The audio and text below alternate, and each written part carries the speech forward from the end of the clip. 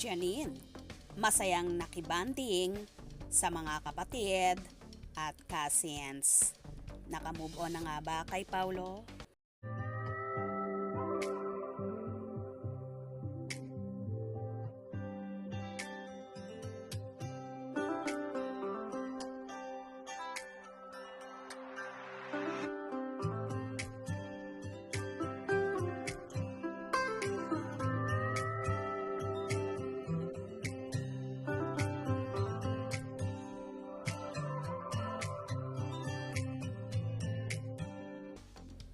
Kitang-kita sa video na ibinahagi ng multi-talented actress at kapamilya TV host na si Janine Gutierrez na so happy siya kasama ang kanyang mga kapatid at cousins kung saan naglaro sila ng tennis. Ito nga ang isa sa sports ni Nini na kapag may free time siya, ay ito ang kanyang ginagawa. Hindi naman mababakas kay Janine ang lungkot sa nangyaring breakup nila ng kapamilya aktor na si Paulo Avellino.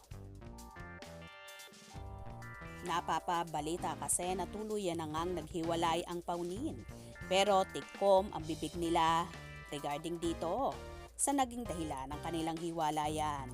Na ayon naman sa ilang fan ay hindi daw totoo na break na sina Paulo at Janine.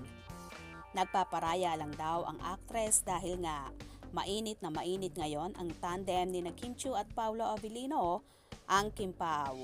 Kaya naman ayaw daw umeksena ni Janine at ayaw nang makigulo sa tandem ng dalawa. May ilan naman nagsasabi na confirmed talaga na hiwalay na sina Paulo at Nini. Kaya naman ang mga fan at mga tagahanga ay hindi na talaga maintindihan kung sino pa ang paniniwalaan nila.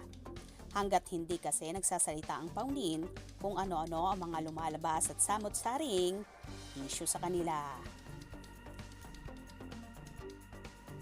Anyway, dead man na lang si Janine sa ganitong issue dahil sanay na siya.